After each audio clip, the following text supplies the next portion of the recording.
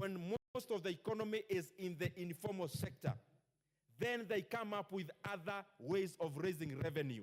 That is in terms of fees, in terms of levies. Because, Honorable Speaker, if you cannot target people using the mainstream manner, then you have to raise money using the non-ordinary revenue, Honorable Speaker. Ordinary revenue would pay in pay, would pay in the income tax. But then, Honorable Speaker, we have seen there is much more opportunity to raise money in the non-ordinary revenue manner, Honorable Speaker. And Honorable Speaker, out of the sittings we had with the members of the Budget and Appropriations Committee, we have seen that Kenya can actually raise much more. And Honorable Speaker, I am glad you're also part of that committee. That in terms of A&A, for example, take two FADs, take tourism FAD, take tourism promotion FAD, Honorable Speaker. Currently, tourism is surging in Kenya. Tourism numbers are going up. But then we have made laws in such a manner, Honorable Speaker, that these monies collected by these FADs can only be used in a certain manner. Honorable Speaker, in our recommendations, we want to make amendments across all the entities of government that collect money. When you collect money from a Kenyan, that is public money. And if it's public money, Honorable Speaker, whereas the collector needs some money to keep them collecting more and being efficient, we must open up these funds for these monies, and especially the surplus, to be channeled to the consolidated fund, Honorable Speaker, so that instead of borrowing, instead of overtaxing the formal sector, Honorable Speaker, we can also raise much more resources through these funds, Honorable Speaker. They contribute to the consolidated fund. Honorable Speaker, sometimes it's a paradox that on this side, the government of Kenya is raising money through T-bills and bonds. But on the other side of the supply side, it is some of the government money that is actually purchasing these bonds. Honorable Speaker, some of these rigidities in law has to come to an end. We must open up all the funds.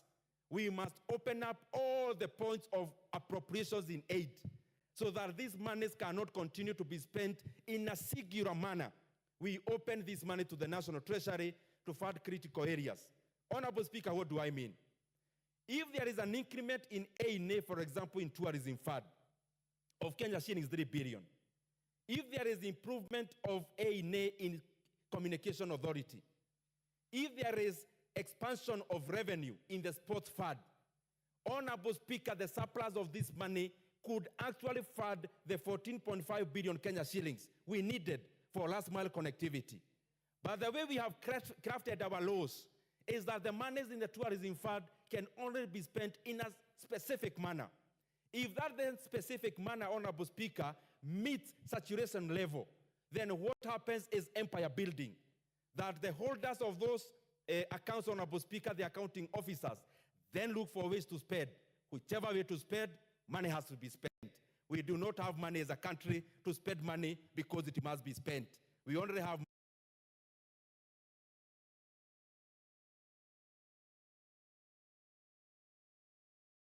even when we have been faced with this kind of a situation.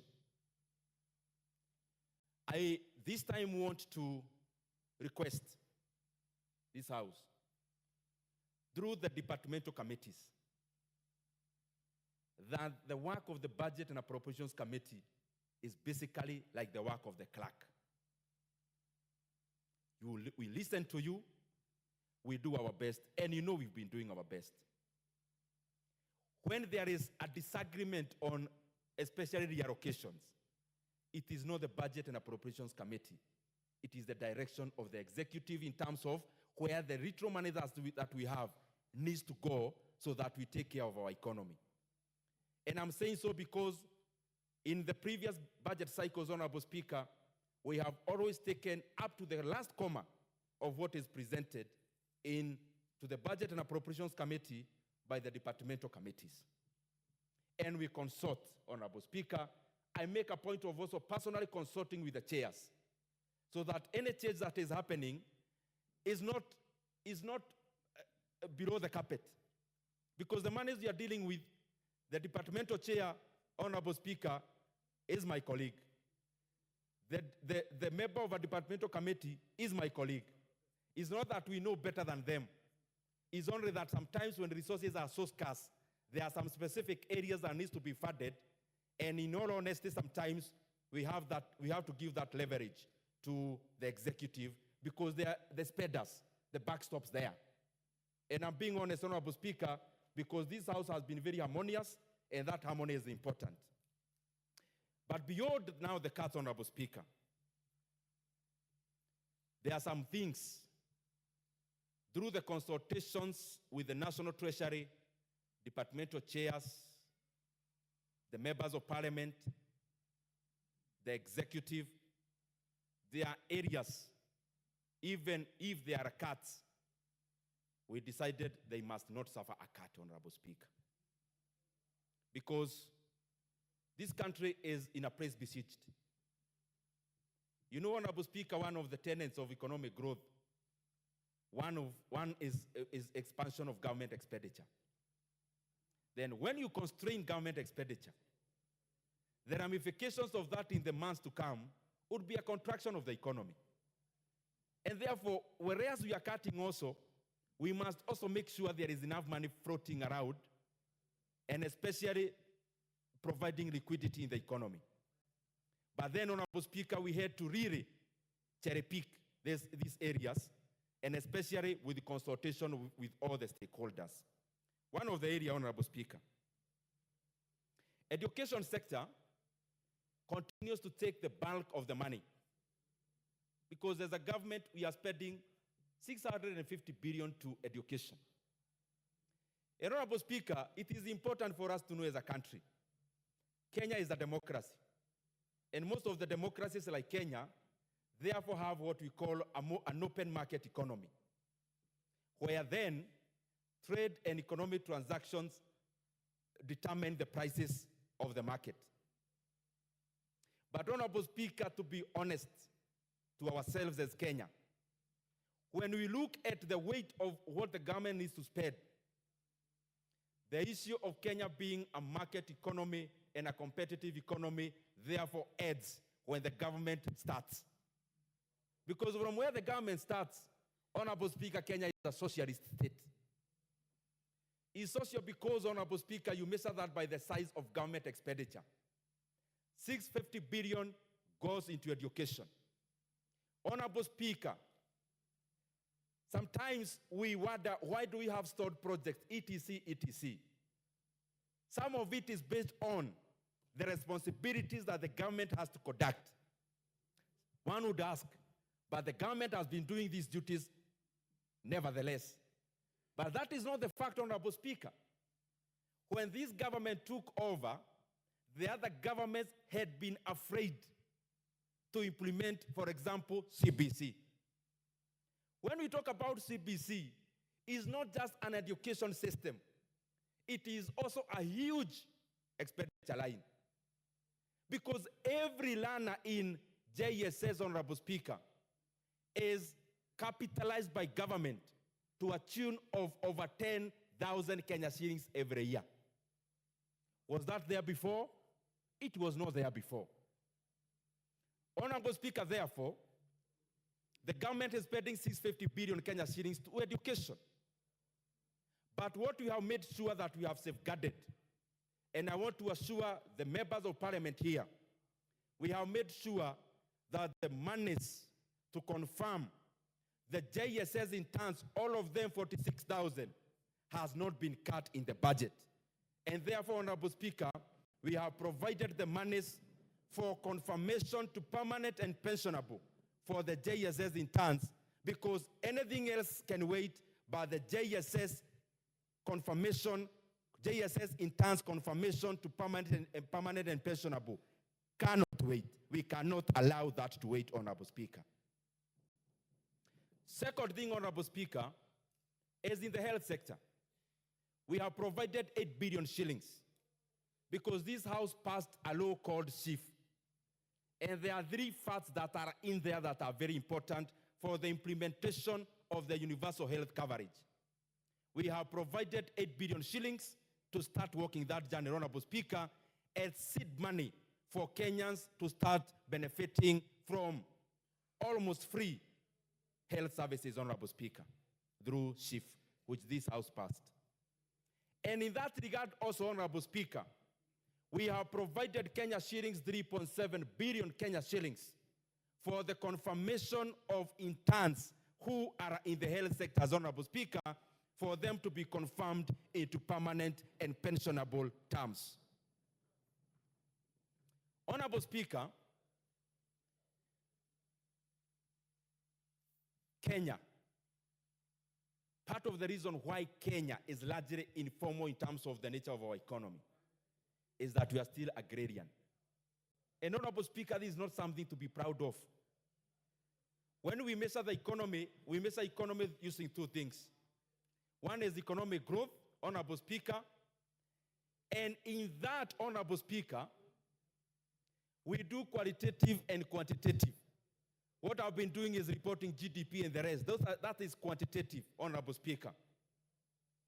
But we also need to look at the other areas around how people are, how the economy is performing qualitatively, Honorable Speaker. And I say so because majority of Kenyans are engaged in farming, in agriculture. It is not something to be proud of because one of the measures of our country growing or economic growth of a country, Honorable Speaker, is having agriculture contributing less to the economy, not more. In fact, one of the definitions of an economy that has grown, of a developed economy, is an economy whose involvement of agriculture in terms of GDP is less than 10%. Therefore, Honorable Speaker, however, we also have to look at where we are. We are a developing country, not a developed one. And therefore, most of the Kenyans are engaged in agriculture. What we have done in agriculture is this, Honorable Speaker. We have provided Kenya shillings 7.5 billion that will go into fertilizer subsidy. And this time, Honorable Speaker, fertilizer subsidy will be both for food crops and also cash crops. The coffee farmers, the tea farmers, the maize farmers and the rest, Honorable Speaker, will have an opportunity to benefit from that fertilizer subsidy, Honorable Speaker.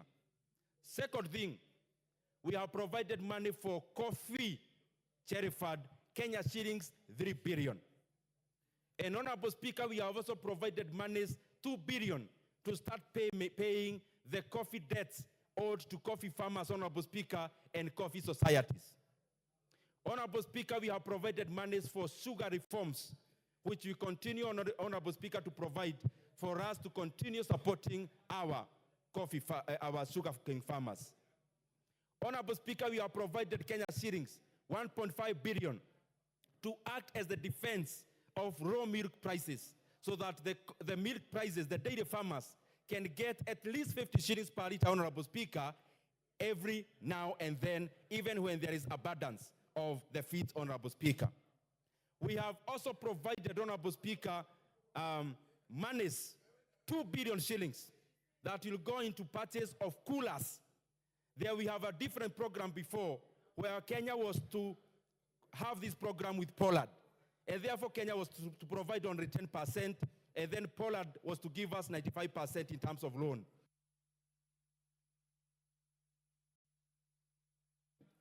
Yeah, some 3 minutes to conclude, Chairperson. Honorable Speaker, what you have done, Honorable Speaker, is to provide 2 billion Kenya shillings that Kenya government will no longer rely on any other country. We want to buy these coolers as government and supply to the farmers of Kenya, Honorable Speaker. Honorable Speaker, there was a Maraga task force, Honorable Speaker, that went around the country to look at the situation of our security officers. Security officers are our brothers and sisters, but they continue to live in a manner, Honorable Speaker, that is subhuman. One, because as we know, they don't have a voice, they don't have a union. Honorable Speaker, this House has listened through the Budget Committee to the cries of our security officers, and we have input Kenya shillings, 3.5 billion Kenya shillings for enhancement of salaries for our security officers, Honorable Speaker, in line with the Maraga Task Force.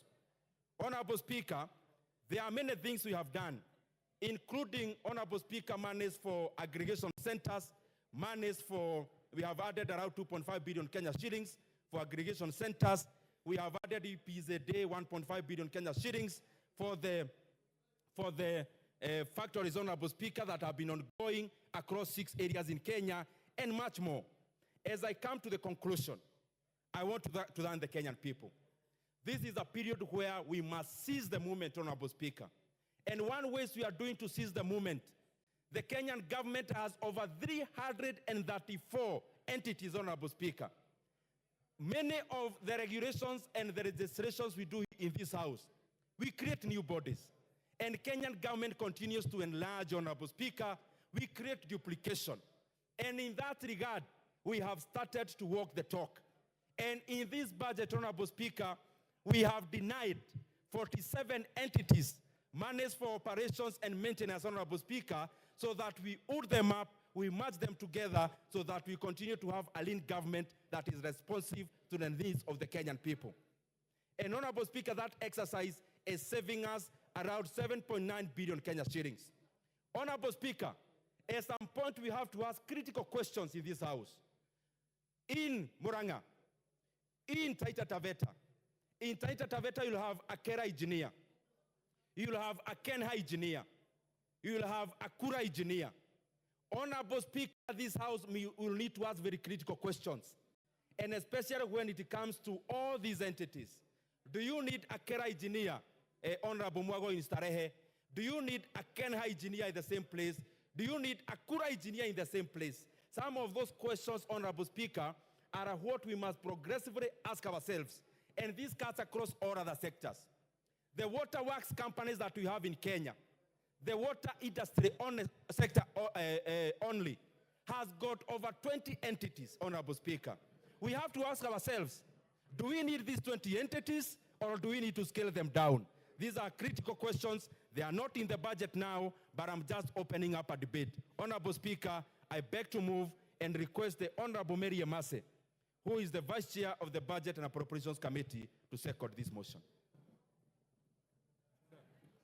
Well said, Chairperson. The Honorable Mary Emase. The Honorable Kanchori. Thank you, Honorable Speaker. The Honorable Memusi. Memusi, standing in front of me.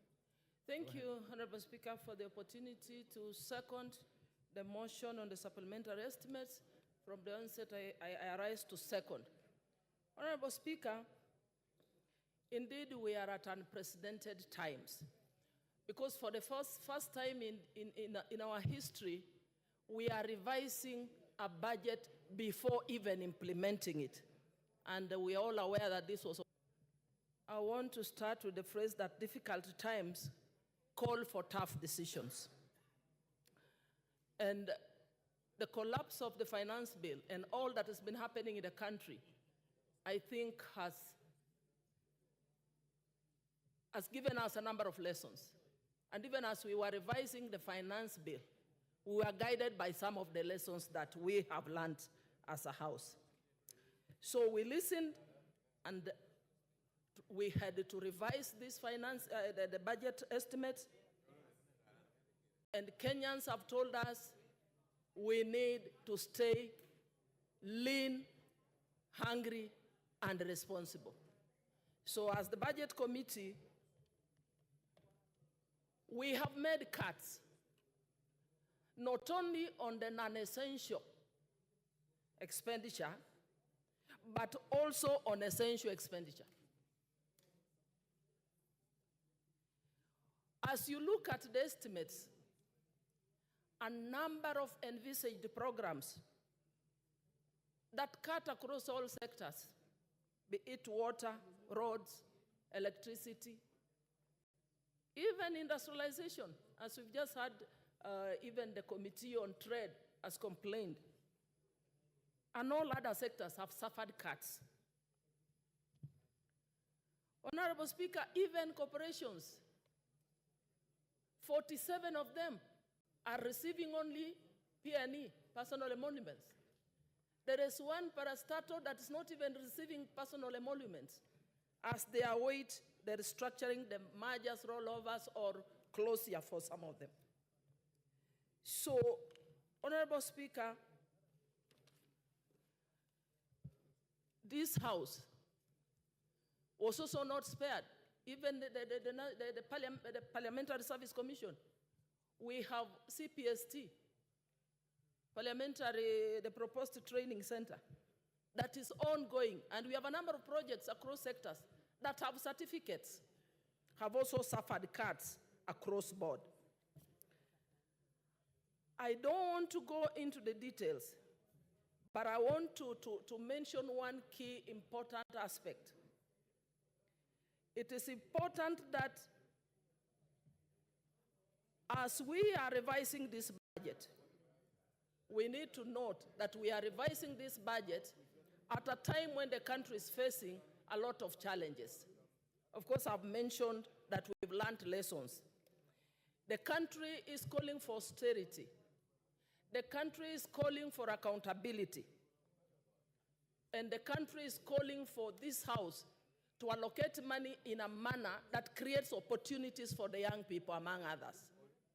So my call is to those accounting officers, all leaders in positions of leadership, of responsibility, that we must appropriate this money prudently in a manner that will give results.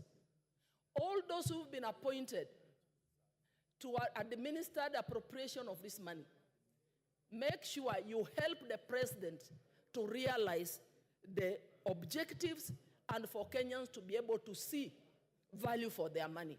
Because Kenyans are still watching us and they'll continue to watch to see how this money is utilized for the benefit of Kenyans. Honorable Speaker, the Budget Committee, we've done our bit. We've made the cuts across board. I do not want to repeat the figures, but it is now up to the individuals who are bestowed with the responsibility to oversight all those institutions, the Auditor General, Control of Budget, among others, ESCC. Let each institution play their role. Accounting officers and all of us, committees, so that we make sure Kenyans get value for money which we are appropriating through this revised budget. Thank you, Honorable Speaker, and I second. Thank you, honorable members. Order. Order.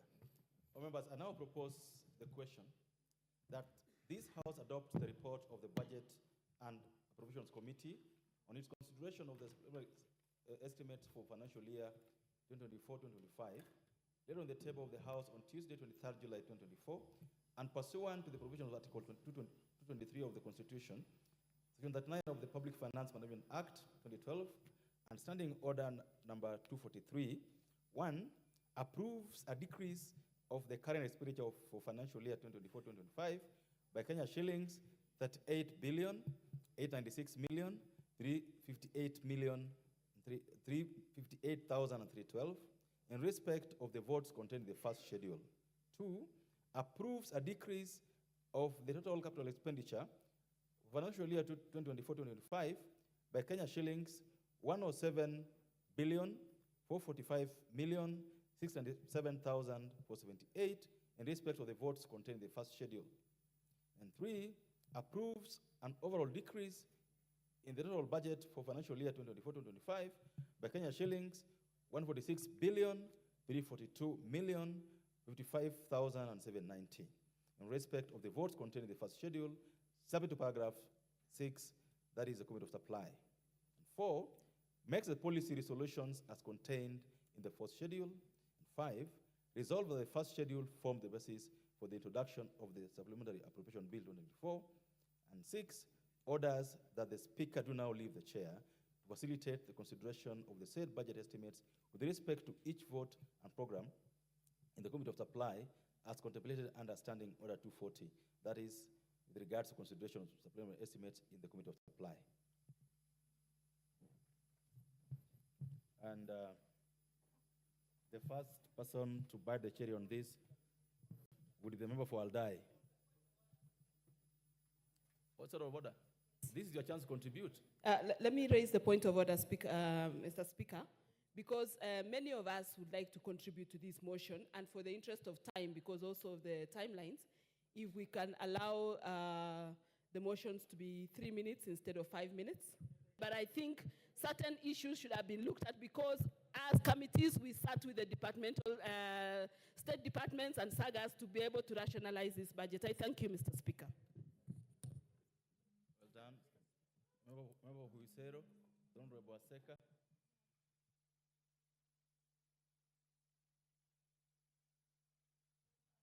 Thank you, Chair. I also join colleagues in supporting the supplementary Budget 1, 2024-2025. Honorable Speaker, I think it's in the history of Kenya that we are processing a supplementary budget a month after the signing in law of the appropriation budget. This is a result of the Finance Act that the President didn't sign it into law, which occasioned a deficit in supporting the entire budget. Mr. Speaker, the chairman has alluded to it that despite the challenges that are there, the financial gap and the deficits, the budget strives to ensure that our GSS teachers who've been working on contractual terms are confirmed on permanent and pensionable basis, 46,000 of them. Our intern doctors who have been on streets demanding to be posted. This budget has provided funds to ensure that they are accommodated on the payroll. There are doctors and medical workers who were contracted during the COVID-19 who have been working on contractual terms. So, Speaker, this budget has provided funds to ensure that they are also absorbed on the payroll. More so, Mr. Speaker, the budget provides for fertilizer subsidy, which will go a long way in ensuring that this country is food secure. So, Speaker, this budget also has provided money for our energy CDF programs and projects. Despite the loss of about 10 million on that account, the funds are available to support the CDF projects for this financial year. But, Mr. Speaker, as we load the areas that have been allocated and taken care of, it disturbs my mind, and I may not be an authority on matters economics, but I think also the Treasury technical team is failing this country. So, Speaker, looking at the cuts that were done on this budget, development account is losing close to 137 billion. And as you know, Mr. Speaker, when we reduce economic activities in an economy, it means the economy will not grow. I don't know the wisdom that the Treasury is bringing forward that the economy of Kenya this year will grow by 5.5%, whereas it has gone ahead and reduced about 138 billion from the budget. So, Speaker, Treasury focused more on reducing money for development funded by GOK, but it did not, at the same measure, reduce recurrent expenditure, which we think most monies are lost. Going forward, Mr. Speaker, it is important that the balance must be arrived at so that when you are reducing monies for development, the commensurate should be the same to the recurrent expenditure. So, Speaker, if Government of Kenya will not realize the monies within the financial bill 2023, it means the national government will bear the consequence. It is important that as we go forward, county's government should be brought on board so that when the target is not realized, both the county governments and national government shares the spoils. Lastly, Mr. Speaker, it is important that we rationalize our expenditure, but touching on domestic travels and expenditure also affects the growth of economy. I've read the report from Treasury that it intends to support the economic growth by supporting the service industries. But once the monies that are supporting these hospitality industries are reduced, it means the economy will not grow. Mr. Speaker, I support. Thank you. Thank you. Mbafalego Usonga. Thank you, Honorable Speaker. Honorable Speaker, I also join my colleagues in supporting the supplementary estimates one, and to say that these estimates have been done in response to complaints from Kenyans that they don't want to be overtaxed, and also following the collapse of the Finance Bill 2024. Honorable Speaker, there have been attempts to address,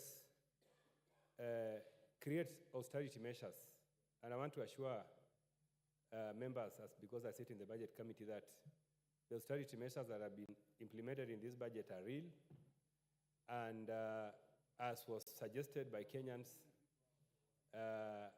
there is not going to be continuous largesse in government, especially this House, Parliament. Parliament is been given only resources that they are only going to use to support their operations.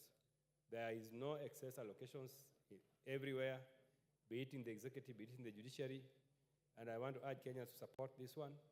Also, Honorable Speaker, you know that this is the first time that the allocations to NGCDF have been cut, and I'm happy that most members of Parliament are agreeable to this because they understand the implication of raising more taxes. So, Honorable Speaker, this budget is basically answering to the needs of Kenyans.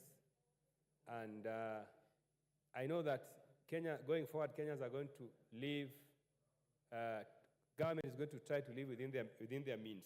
Honorable Speaker, the other issue that I wanted to address has to do with the public debt, because public debt is a fundamental aspect of this budget. Honorable Speaker, Kenyans don't want us to borrow.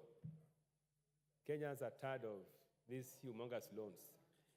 And therefore, Kenyans are saying that we better forego certain services, but we live within our means. So, Honorable Speaker, I know that borrowing has a lot of implications in the money market, because as you know, Honorable Speaker, interest rates have started to rise because of the projection that there would be a lot of borrowing going forward. Honorable Speaker, I wanted to urge the executive that we should try to do everything within our ability not to accumulate more debts, because accumulation of more debts has the opposite effect of, first of all, creating instability in the money market, interest rates going up. If interest rates continue to go up, then you know that the performance of the economy will be affected.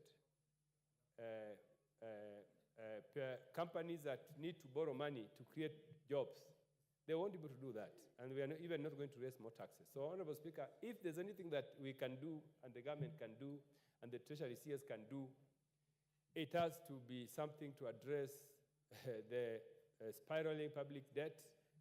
And I know that the incoming Cabinet Secretary for Treasury will be somebody who will understand what I'm talking about. Honorable Speaker, I know we don't have a CS Treasury as we talk, but I hear that there's an announcement which could come. Honorable Speaker, if that announcement comes, I want to say that and urge the President to nominate somebody who will be able to address some of these fundamental questions that we are raising to do with the budget. Honorable Speaker, Kenya is a rich country. Honorable Speaker, I have no doubt in my mind that Kenya is a rich country. But if Kenya is a rich country, what is more fundamental is the way we utilize and we allocate our resources. Honorable Speaker, we have said that corruption eats a lot of our resources. But, Honorable Speaker, this is something which this House must help. This House must champion the war on corruption. There is nobody who will do it. This is the House that must do it. So, in order to ensure that this budget is effective, I want to urge members of Parliament to spearhead efforts aimed at addressing the question of corruption. Honorable Speaker, I support. Thank you.